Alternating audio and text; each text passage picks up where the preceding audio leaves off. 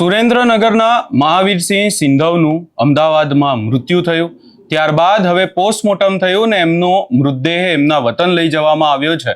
સમગ્ર બાબતે વિગતે ચર્ચા કરીશું અને ખાસ કરીને પોસ્ટમોર્ટમમાં શું સામે આવ્યું છે એની પણ વાત કરીશું.